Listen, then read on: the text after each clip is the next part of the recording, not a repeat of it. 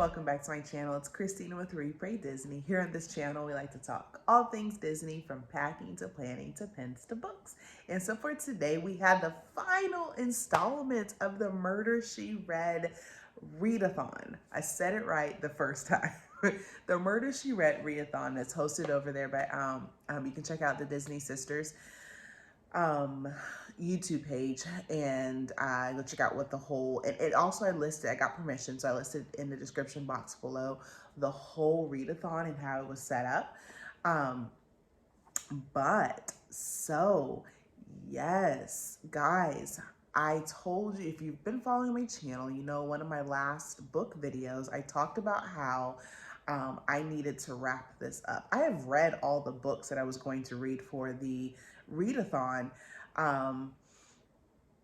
I just haven't had a chance to film all my wrap-ups. So before the end of March. So you're seeing this on the last day of March. Hopefully I can get it edited by then. But you'll see this on the last day of March, and which is, I wanted to get this done before March ended. So it kind of put me in a time crunch. So I gotta blend some things together. All right. So as far as the readathon goes, I have my notes here. Okay. So remember, we essentially had to set up our mystery, our Murder, She Wrote mystery, right? So there was the setting, there's a sidekick, there's the victim, and then there's a suspect. I have already discussed my setting and sidekick with you guys. So my setting ended up being in Los Angeles, because I chose the fantasy spindle as that category. My sidekick ended up being Dennis, because I chose the classic The Bluest Eye from Toni Morrison. I read that book for my classic, so it ended up being Dennis as my sidekick for my murder. My victim is a wealthy and greedy businessman, and the family, you know, essentially it's a greedy family, and they did the businessman in, because the book that I'm going to talk to you today is near water, and it'll fall in that category. And then my suspect is going to be an up-and-coming actress, and it's the Within These Walls. I chose the debut book, Within These Walls, which I've talked about in my last video. So how my murder went, again, so it took place in Los Angeles. Dennis is my sidekick. My victim is some wealthy guy whose family kind of did him in, and my suspect is an up-and-coming actress. Ooh, that makes for a great, great little episode of Murder, She Wrote. So, oh my gosh, let's wrap up my last two books. I mean, I will say Toni Morrison and The Bluest Eye. I'll start with that, because there's since it is a classic, there's not a whole lot I knew that I can say about it, because it's been out forever. Yeah, The Bluest Eye. I'm just gonna say that is probably a one and done book. I don't think, you know, there's some pieces of work like, oh, what was the movie? Is it, no, okay.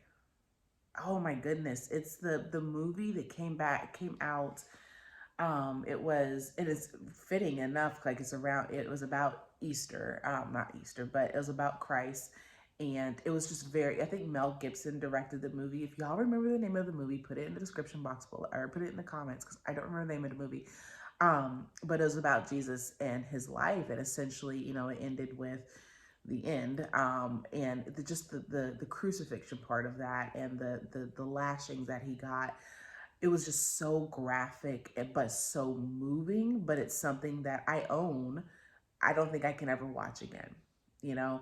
That's the same thing with The Bluest Eye. I don't think I can pick up, I've read it. I don't think I can ever pick it up again, because it is that,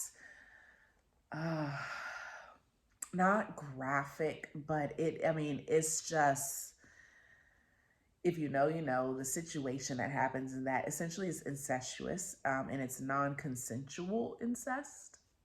And So essentially the way what happens is it's about this, and Toni Morrison's work, her writing as soon as you start reading. Like, she has a very distinct writing style, and sometimes it's rough to get through, very rough to get through, especially if you're not in the right mindset of thinking metaphorically, symbolically, and also if you're not culturally tied to the Black community. Some of her references can be a bit different and kind of like you don't understand if you're not culturally a part of the community. So, but again, it's a book that is really, it's well done. It's written in essentially every single main character's point of view. Like, it starts off, but it goes through, it follows one girl, and at the time I think she's 14, Piccola. Piccola is 13, 12 or 13. I don't think she hit 14 yet. She's like 12 or 13. And it just walks through her life and how everybody sees her. Eventually, it kind of circles to Piccola and her, point of view, but of the story. But essentially, her father, commits the deed, and ends up impregnating her. And but the book is so much more than that. It is, as in Toni Morrison's style. She is very there's just a lot of social commentary. There's a lot of commentary about self-worth. There's a lot of commentary about love, what that looks like, respect in the community, respect of yourself. I mean, it's just so much, so deep. So again, that's what I read for the classic. Why I did that, I have no idea. There's so many other classics, right? So many others, but I did that to myself. And whew, not doing that again. So, but that was the classic. So we can move on to the less dark stuff. So for my sidekick, no, was it my sidekick? No, it was for my victim. So my victim, I read The Undead Girl Gang. And you're like, Christina, seriously? Yeah, seriously, guys. If you watched my video last week about Within These Wicked Walls, I technically read The Undead Girl Gang before that. Within These Wicked Walls was the book after I read literally right after The Undead Girl Gang. I was looking for something and I just happened upon Within These Wicked Walls. So The Undead Girl Gang, and I should have done a video at that time, but I just could not get it out. I just couldn't get it out. But it's written by Lily Anderson, and Lily Anderson, she is also the author of a book that it's called The Throwback List. That I have a physical copy of that book, and it's just taking me a while to get through it. Not because it's not difficult; it's not difficult at all. It's just that I'm having a hard time physically reading a book, time and so forth. So, the Undead Girl Gang, I did listen on audio. So I also listened with The Bluest Eye on audio as well. So the Undead Girl Gang, I'm gonna show you. This is the book, okay, glare aside. So this is the original cover, and this was the redone version. I know I'm saying that wrong. It's not redone. It's hold on. I don't remember let me didn't brightness there. Okay. So anyway, Lily Anderson. Lily Anderson. So this came out in 2018, and then they did a new cover in 2019. So the book itself, just in general, the book itself is about a girl. It's about a girl, Mila, who is a Mexican American girl, and she is into Wicca and just witches and stuff, magic and things like that. There isn't necessarily a true magic system in this story. It's not even about the magic. It's just it's a funnel to the events that happen in this story.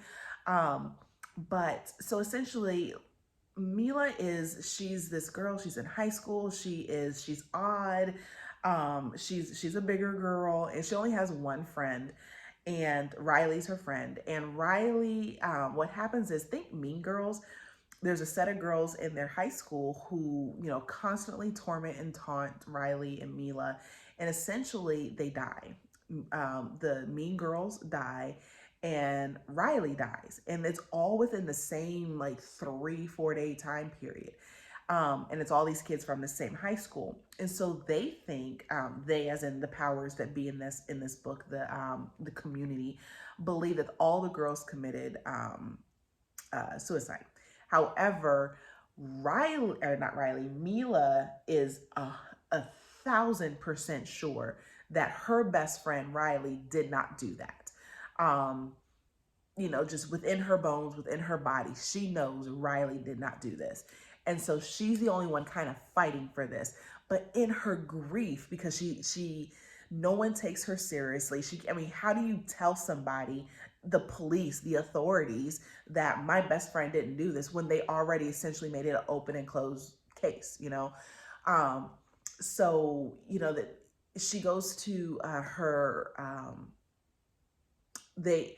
so Riley was the practicing witch, really, and Mila kind of got sucked into it looking for a friend. She never really believed in it, but she went along with it. So Riley had a book ordered, a grimoire, and it's a very old grimoire. And so Mila uses this grimoire essentially to bring Riley and accidentally the other two girls back. So all three of these girls have come back to life, and they have 7 days to figure out before the girls go back to being dead. Mila has 7 days to figure out what the heck happened to them, right? And because that was Riley's point, or Mila's point. Mila was just essentially wanting to bring Riley back to say, hey, tell me what happened so people don't think I'm crazy. And and by the way, I can't get on with life because I miss you so much. So Riley and Mila come from like completely different backgrounds. Mila is, like I told you, she's Mexican American. Her family, they're steeped in Catholic tradition, and they are they're just a wholesome family. Where Riley's family, her family owns a mortuary, and they live also in said mortuary. And so that already makes them really weird people, right? Like, just because of who we are as humans, we just see those people as, ooh, you work with dead bodies, there's something wrong with you.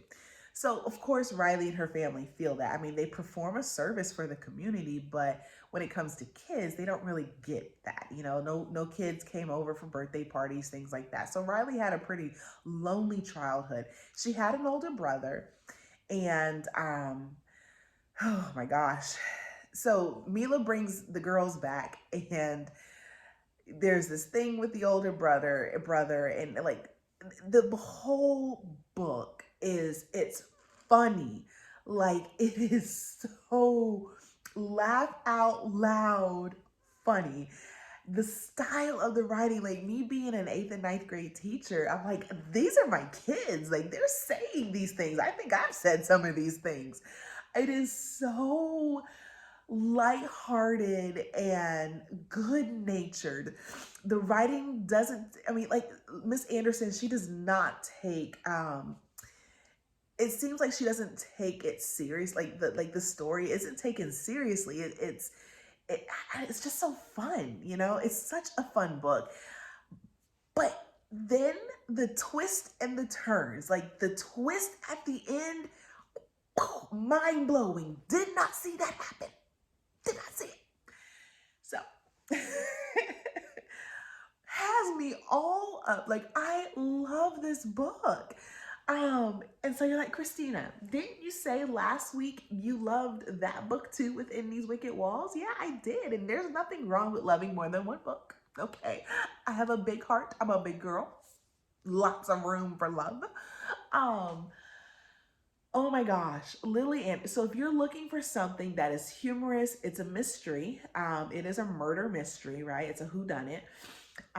So it's humorous. It has and it's on time. Like, it is very timely, because this is it's a contemporary read, in the sense that I shouldn't say contemporary.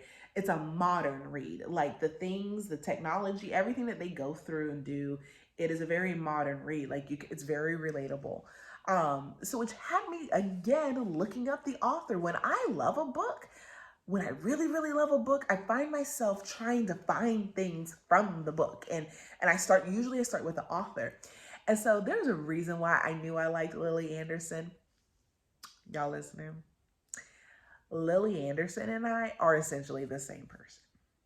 Yeah, just difference is she lives in Northern California and I don't. So Lily Anderson is she was a school librarian. I'm an English teacher. You know, books and libraries, English, they all go together. So she was a school librarian before she became an author. So which also is like, yeah, I see that, because the language that she uses, the words, how she put phrases together, it's right on time with what the kids and how kids receive this. And this is a YA book, if I didn't tell you that. It is also another young adult book. So that's like 14 to 17. And again, right on time with that. So accessibility wise, it's very accessible. The kids, there's no language. Well, I think like there's a few things dropped, but nothing grossly inappropriate by no means. If my kid was 14, I'd let her read it. It's fine. As far as character development, like again, this is one of those books where you didn't need to know everything up front. Like we didn't, like, you know how there's some stories that they got to tell you everything right now. This isn't one of those stories. Like I'm also in the middle of The Glass Queen, and The Glass Queen, she's got to front load you with information in order for you to carry on with that story. This isn't that type of story. So then we have but yeah, all the characters, like I thoroughly enjoyed that a lot of our characters, they made a full 180, right? They recognize their faults. We are explaining their faults, but their faults are not dismissible, but you have an understanding as to why they are the way they are. They are flawed. Everyone in this book is flawed, deeply flawed. But those flaws in their personalities tie into what the story needs, and it should, right? Like the author, I mean, Lily Anderson, I mean, any author, I think, worth their salt who's going to write a book, the characters traits and the characters flaws need to kind of, roll into the story itself too, right? So anywho, so character development was very well done. There wasn't anyone in the story that I can remember that was lagging in any sort of way. Pacing wise, like something was happening all the time. I never felt as though they're like, oh my gosh, if I could just get through this part. There was none of that. Like with The Bluest Eye, there was some of that. And it wasn't necessarily pacing, is that Toni Morrison is very descriptive with things. And she sucks you in with that description. You're like, oh. And there were times with Toni Morrison, I'm like, I think this is a little too high level for me. My brain's not functioning up here right now to really get what she's trying to say. But with Lily Anderson, this definitely, I mean, but obviously two very different books. They're the purpose of those books are very, very different. But like I said, the pacing on this one was just fine. It's not slow in any form or fashion. And like I said, it's very humorous. So would I give, what rating would I give this book? Me personally, I'm back to the 4 stars. On a 4-star scale, this book is it 4 stars or 5 stars? Now I gotta look that up. I feel like is it 4? Whatever the highest rating I can give it, I would. All the stars, okay? I'm giving it all the stars. The Bluest Eye, though, like, okay, I'm gonna be real with y'all. As a person with melanin, is it okay? Can I say I didn't really like it? I mean, it was, I think the book would have been fine if the incident that I told you about earlier didn't happen. But I understand it needed to happen, but I don't know. Did it need to happen? I don't know. The incident really threw everything off, and it was hard to get through. And I almost considered skipping it. But if it was worthy of being on page, then it was worthy of my, well, I say it was worthy of my attention. I'm gonna say 3 stars. If it's a 4-star scale, I'm gonna say 3 stars because of the incident. I don't know if I can. I can't with that one. And I know I am going against all these people that are like, oh my gosh, you just rated the bluest eye as. But I'm like, well, yeah, I did, and I stand by it. I couldn't get over the incident. The writing style, Toni Morrison is very, like, she's just very descriptive, and she will take you through 6, 7 sentences of a tree, and you're like, okay, okay. Which reminds me of Tolkien. Like, if you ever read Tolkien, like, you can go a couple of pages about a tree, and you're like, okay, what were we really talking about? All right, I'm sorry, I digress. Okay. Okay. But what I was saying about Lily Anderson is that I ended up looking her up, and Lily Anderson is she is a half Black, half Puerto Rican woman, and that so am I. And I was like, oh my gosh! And she was a teacher. I'm like, oh my gosh. Um, I mean, just the things that I read about her in an interview, because I tend to not only read stuff, but I also want to hear that person speak, the author speak. So I will find a couple of different interviews and just watch them and just kind of try to get to know the person as I read their works and try. I don't do this. Does anyone else ever do that? Like, if it's a book that I really, really enjoy, do y'all do that? I seek them out. Like, I try to find their socials. I not social security numbers, their social medias. I try to find interviews. I try to find blog posts that they were a part of or written. I don't know. I tend to delve further into the author. So, but anywho, that is my murder. So once again, yeah. Who did I have? My murder was set in LA. It was Dennis is my sidekick, and it's a wealthy businessman or a wealthy person whose greedy family did him in, and we got an up and coming actress that are like, oh no, she might be the suspect. So this was absolutely delightful to do. Definitely a very interesting spin on reading and how to incorporate. I love reading based on categories. That was awesome. I just thank you for letting me be a part of the readathon. I really appreciate it. But if you choose to pick up the reading-thon mantle, feel free to go in the description box below. I listed, like I said, I got permission first, but I copied over all the information about the readathon. So check it out there. And check out everybody else in the readathon. Click on the hashtag and it will take you to all the other videos or vlogs, all the reading logs or whatever you want to call them, wrap-ups. That everybody else has.